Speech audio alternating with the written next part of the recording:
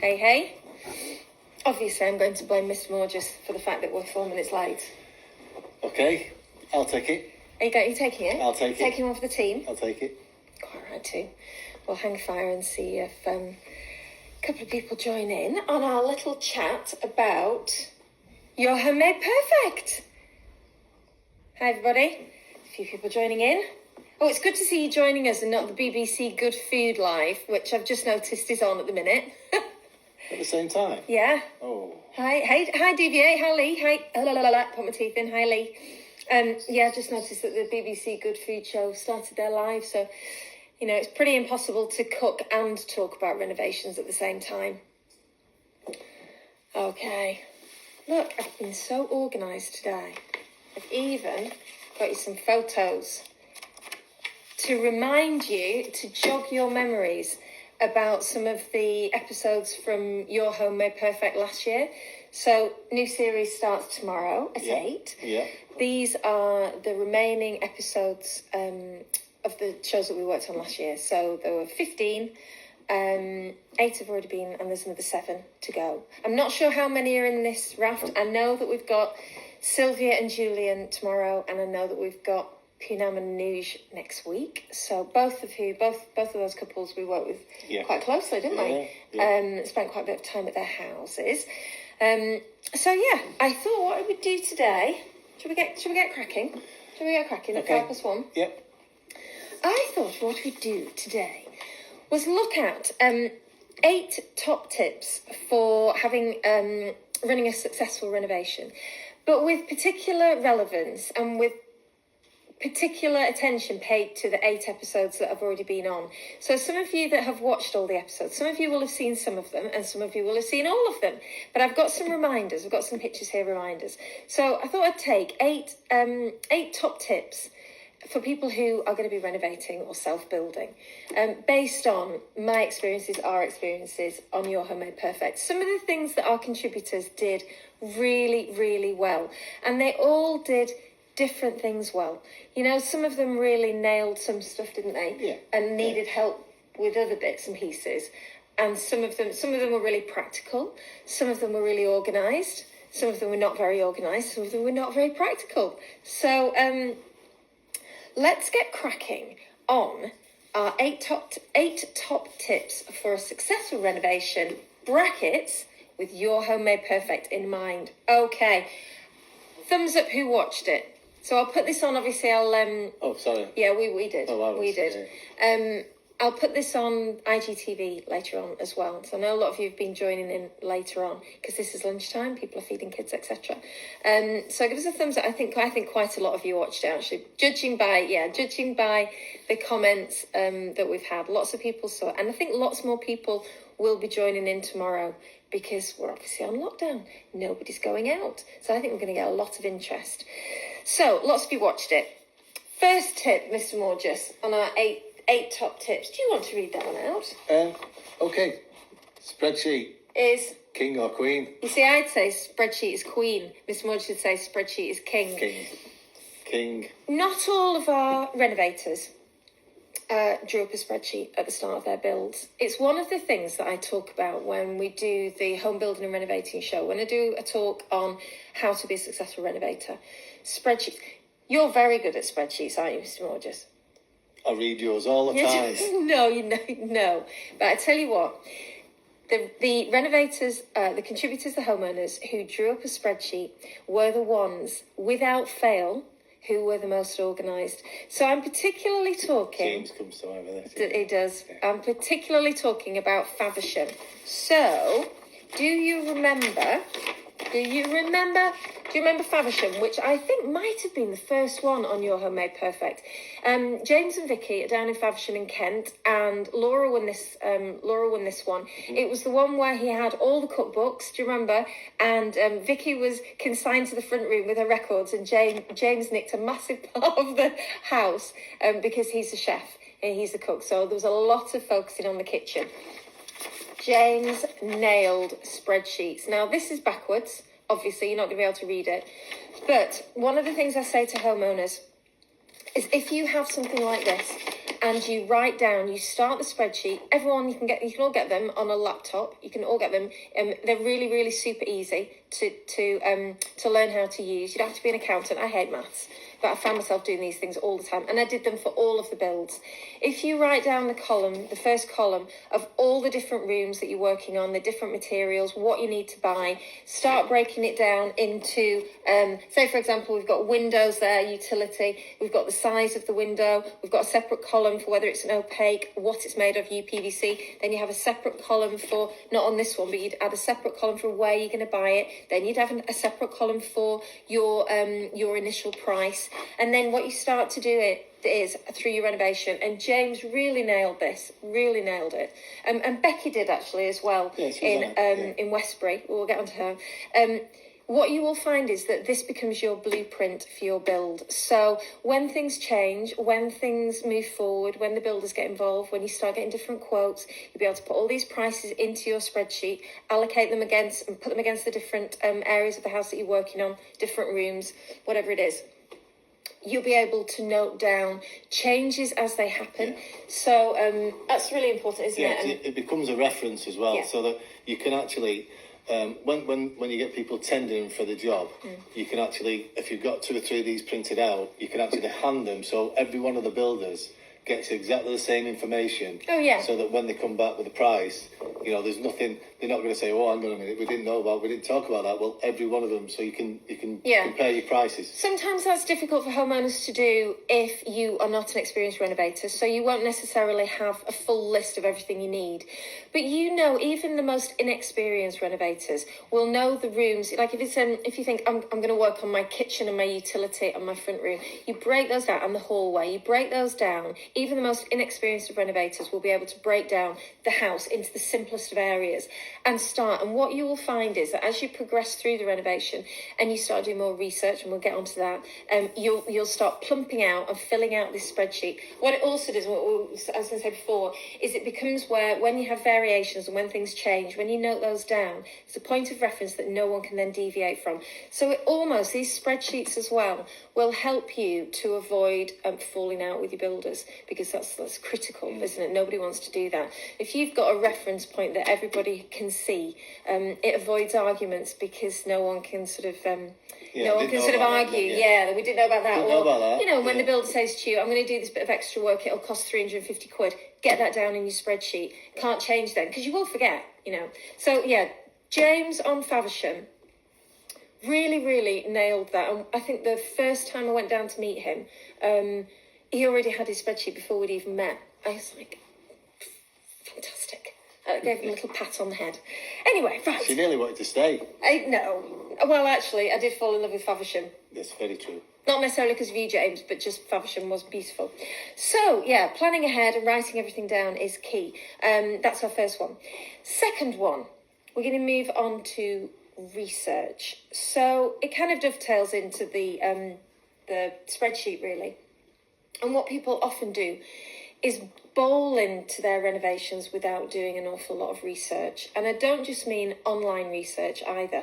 The person that I'm nominating from the first series, who's it? Oh, it's got to be Helen. It's got to be Helen. It's got to be our Helen from St Albans. So let me just show you, if you can't remember, the St Albans one. So do you remember this? Oh, I meant to print a picture off as well. I haven't got a picture of us, Helen. So it was the one with the Crital doors, do you remember? So Laura's beautiful Crital style doors, and those were also the window upstairs. It was a ground floor renovation, but also the bathroom upstairs. And there we go, bespoke steel windows. There we go, bespoke steel windows, from whom Helen bought these very windows. Well, I'm actually going to mention you now. So basically, in fact, hang on a minute. Did I not take a picture? Just one sec. Oh, are you so good? Right, I'm going to have to get one and put one up on the thingy. I did take a picture of it. I did put one of me and Helen, and I can't see it. Anyway, what Helen did, which was absolutely brilliant, she'd never done a major renovation before. So she was the type of renovator who was not sort of on it, hadn't done it before. She was really nervous at the start. But she got off her arse and she got in her car, which I know is difficult to do at the minute, so obviously online at the minute. But generally, you can go to showrooms, you can order materials, you can do your research, and you must set aside time to do that.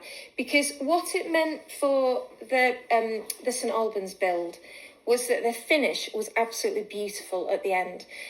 All the little details, Helen had she really did go to the nth degree, didn't she? I would have phone calls where Martin would go, who's on the phone? And he'd listen, and goes, Helen, is me and her would talk about detail, whether it was what was the work surface going to be, that beautiful marble. I don't know if you remember the beautiful marble work surface that they had. It wasn't real marble, by the way, the quartz.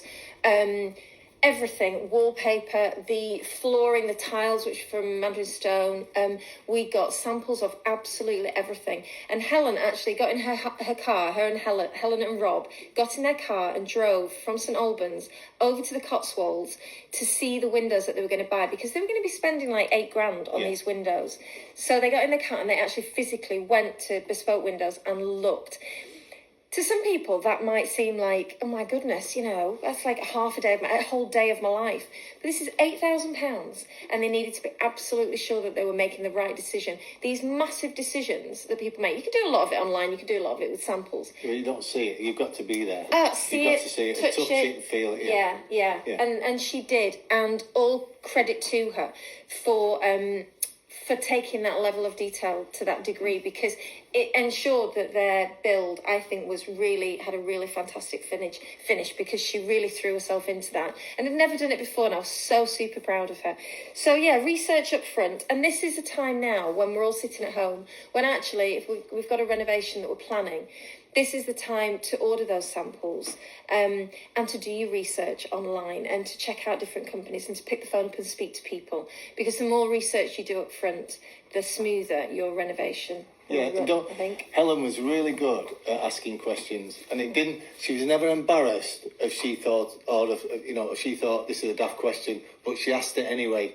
So don't ever be embarrassed about asking any sort of question when you're spending that sort of money for that finish. And she'd even ask questions if you're spending 20 quid. She did. Yeah. Which is nothing wrong with that. There is nothing wrong with that, because all those 20 quids add up, right? So, moving on to tip number 3, we are zooming from St Albans, and we are heading to Shrewsbury. And we are heading to Mike and Lisa. So do you remember Mike and Lisa? I do. So there we go. This was their outside build. So this was the garden room. I don't know if you recall, I haven't got a picture. I think I did put it on the grid. This was the temple on the hill. No, well, Teletubby Land. For those old enough, Teletubby Land. Robert did the most astonishing visionary design for this, which Mike and Lisa didn't go for, but which blew everybody away online. Yeah. They went for Laura's black clad sort of stealth building. And the tip I want to give to you from this, or we want to give to you from this, is it's all about getting the right builder. And Mike and Lisa's was one of the ones which actually took quite a while to get going. To get off the ground. And it was because it was quite an unusual build. I mean, all of the Your Home Made Perfect builds are unusual builds, aren't they? Which is why you're watching it. But it was quite an unusual outside garden shed and garage. It didn't look like your standard garden shed and garage, and it frightened a lot of people off. So we had there were quotes from timber frame companies, there were quotes from bigger builders, there were quotes from grounds working teams who said, well, we can build it as well. But Mike and Lisa really held out, and they weren't happy with any of the builders until the final one, the final guy that they went for. And he wasn't the cheapest, and he wasn't super expensive, but he wasn't the cheapest. And he also wasn't the one who was, they had other builders who were super keen, who were ringing up all the time and, trying to persuade them.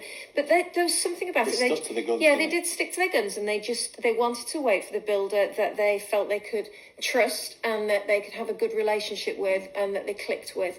And I think it's one really good tip, actually. Not to be bowled into anything, not to be persuaded into anything by sort of salesman type builders. Pressured. Yeah. To wait till it feels right, because this is a lot of money that you're spending on a big renovation. So that's a really good tip, and I think they made the right choice as well. Yeah.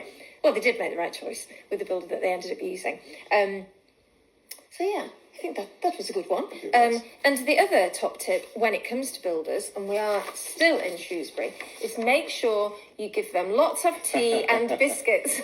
So there is their build team. And they did, on that site, they all got on really, really well from start to finish.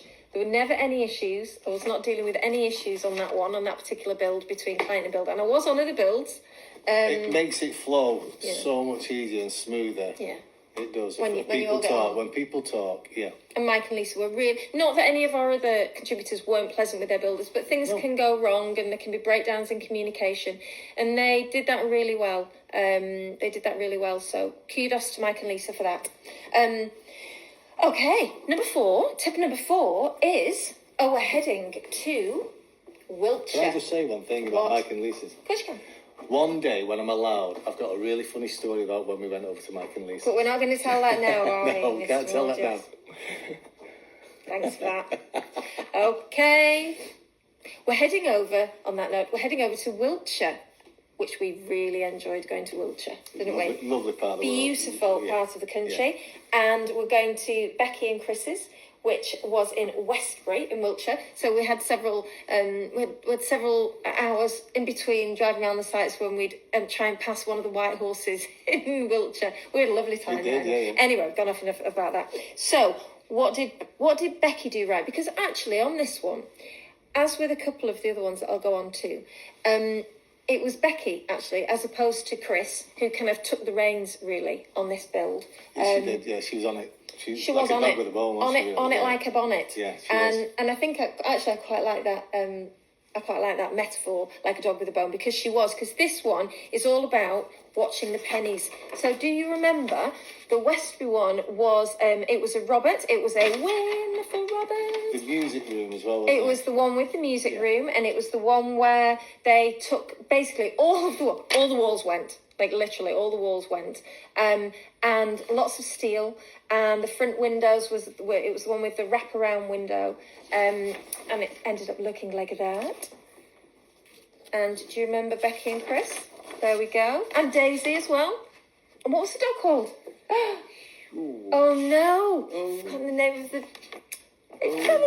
Come on, somebody help us I know. Anyway, Daisy will be like. Oh. Anyway, so there they are working hard. In the during, Becky watched every penny. Watch the pennies. This taps into the spreadsheet. Again, we're going back to James and Faversham. This taps into that, but watching the pennies. Becky was so careful on not only when she was when we were originally talking to the initial builders. The few builders. So we put it out to tender. Tendering out, yeah. To a few different builders. Becky knew what was going to be built.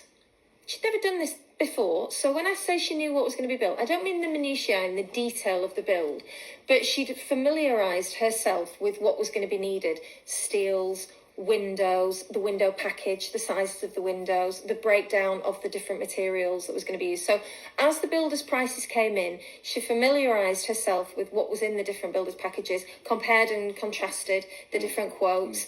And then when they went ahead with Nick, who was their builder, who was super, Nick was super over there, Becky was really on it. So what she would do, I mean, even down to the fabric for the built-in seating, she would go online and look up the different prices and compare and contrast on different online retailers, the prices per metre of the material, right down to that, the prices. I mean, Nick organised the steels, but when there was anything that Becky and Chris were buying, she was on it. And that's a really, really good tip for renovators. You knew when you were talking to her, you knew that it was her house. Yeah. If you understand what I mean by that, you can go to some sites sometimes and you think, who actually owns this house?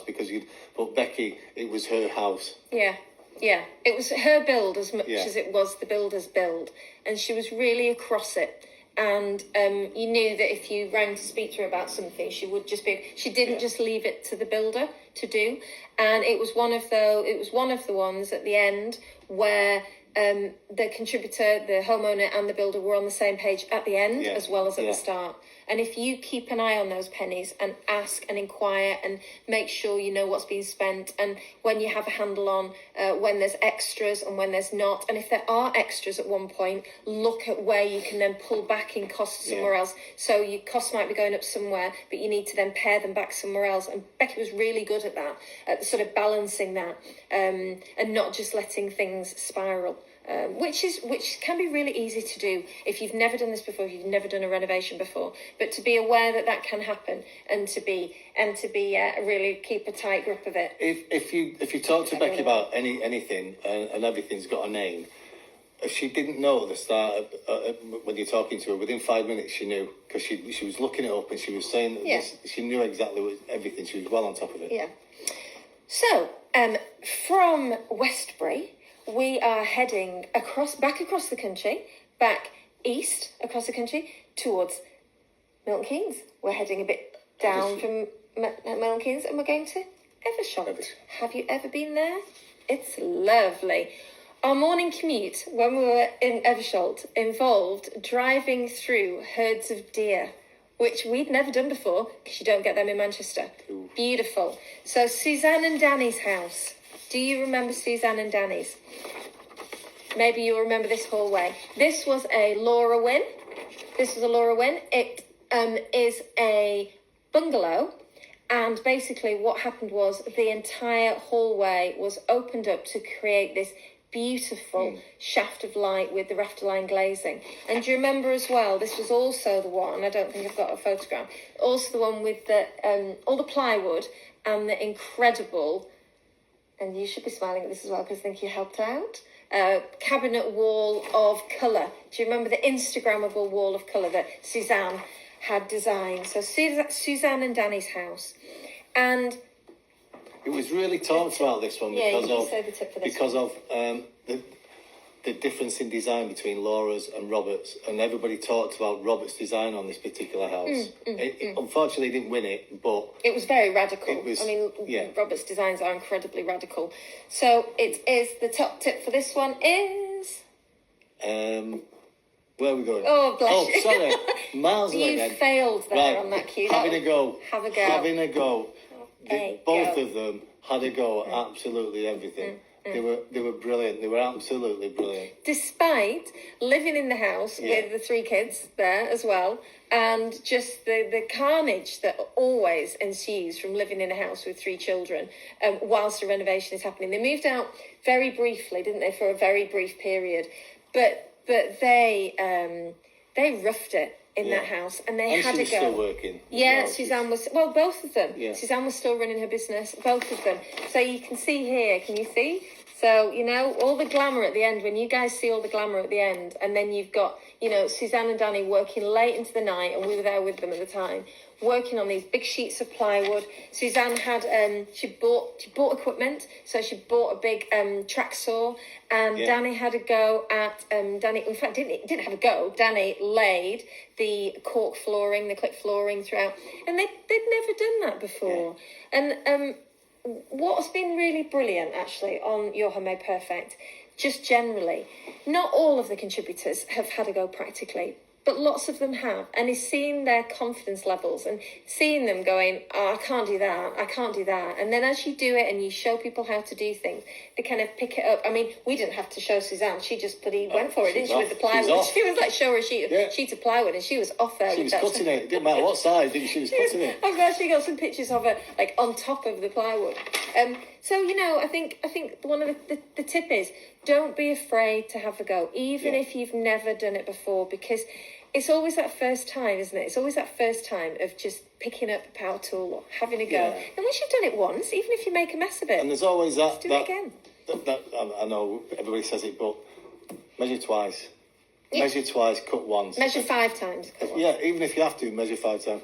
But the one thing about this I'll never forget is because it was so sort of into the countryside, and logistically, the nearest B&Q or whatever it was in the sort of DIY place was about an hour away or over an hour away. And I'll never forget Danny having to go. You're not going to bring Danny into this, are you? No. Don't be mean. Oh, well, I'm not, but Danny used to go to B&Q or wherever it was an hour away, and then 2 hours before you saw him again, and sometimes he'd not got what you wanted. Make sure. Make a list. Make a list. Make a Danny list. A Danny list.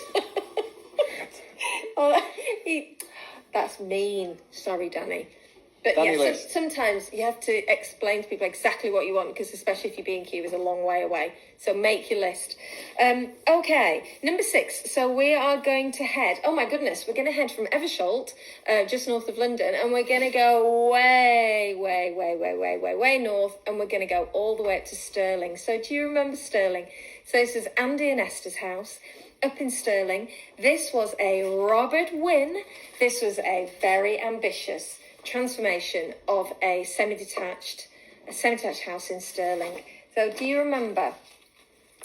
There we go. Andy and Esther with the 45-degree extension that shot off from their house into their garden. I think it was the first one as well, wasn't it? Was it the first one, Stirling? I think it was. Stirling, I think it was, actually. I thought it was Faversham, but Faversham was second, wasn't it? Yeah. So, the tip from this one, I think, is something that's quite hard for renovators to do, especially on renovations like the ones on Your Home Made Perfect. And the phrase is, keep your nerve. It can be something which is really, really hard to do, especially on things which are ambitious, because builders do have a tendency, God love them, and you know I love builders, when costs are going up maybe, or when they see things that are a little bit out of the ordinary, what they have a tendency to do is to try and persuade you to tread an easier path, go down a simpler route. And actually, Andy and Esther really held their nerve. They stuck very much to Robert's brief and wanted to realise that vision for him a little bit as well, for themselves. There was a lot of that. They would say, you'd say to her, well, listen, you can do it this way, you can do it that way, or just have this.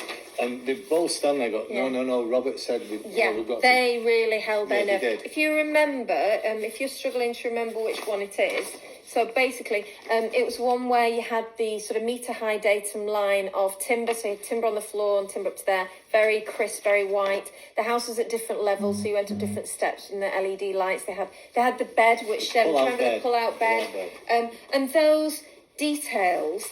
You know, at this kind of stage, which was there where Esther is chatting with Craig. Who was We loved awesome. Craig. Craig was awesome. Craig was bloody awesome. Esther there talking to Craig. At this stage of your build, when the house is ripped out and it's bare brick and there's no electric and there's no heating, and it's Scotland. And it's Scotland, Stirling as well. Hi. And you are, for want of a better phrase, bricking it. It's really hard to step away from the original vision and start making changes.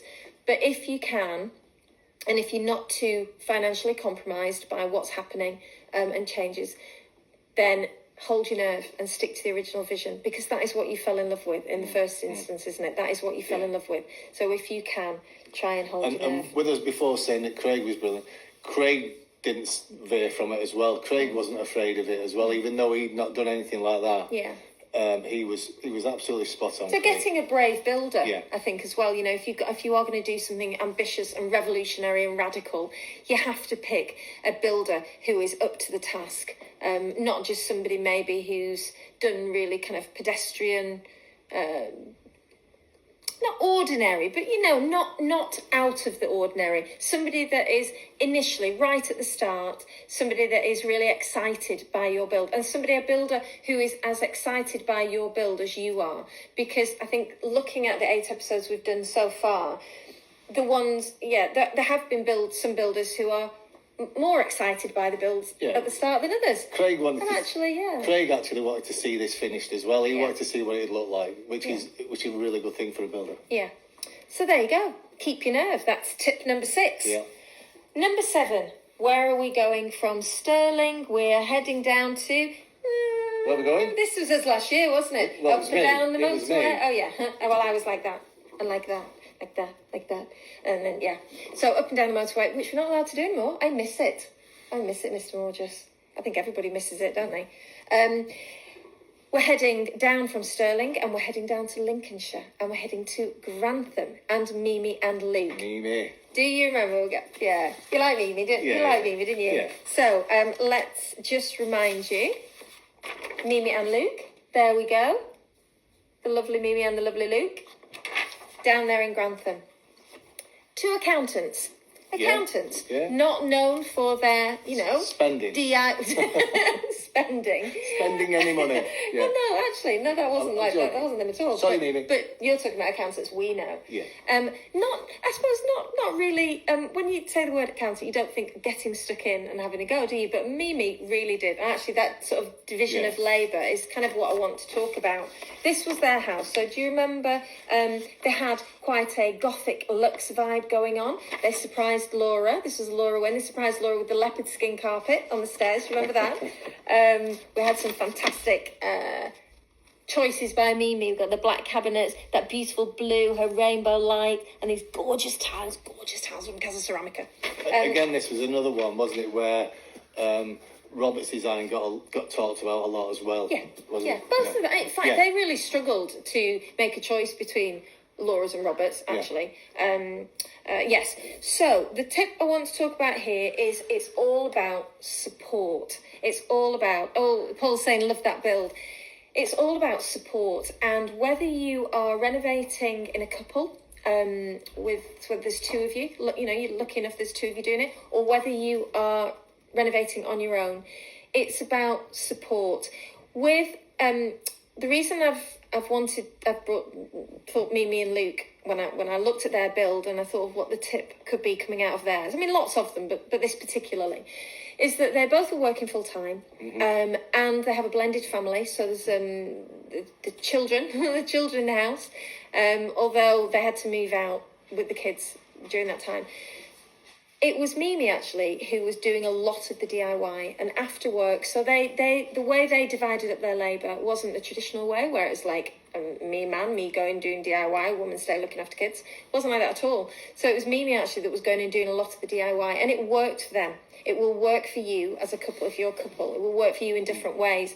There's no hard and fast rule on how you should support each other and divide up the labour. You do what works for you, and you talk about it first.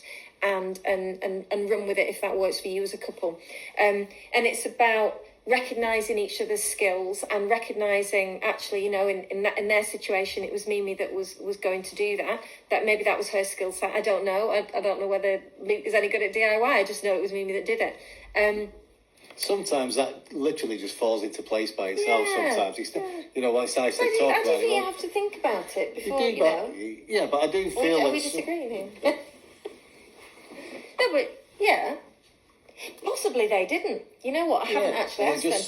But it seemed to organically flow, happened. It seemed to flow really well with them, and it worked for them as a family.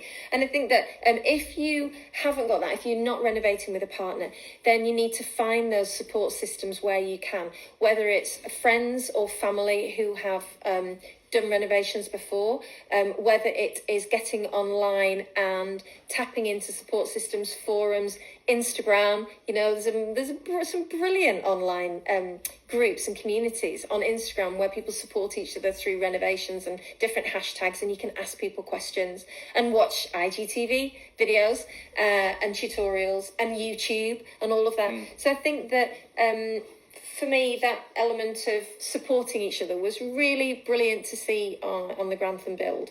And it's something that you don't necessarily have to be in a couple to do, but make sure that you get some of those support systems. And, now the situation that we're in with all the COVID stuff, I think now more than ever, we are realising just how important those support systems are, because a lot of people, you can't get out and about to find them.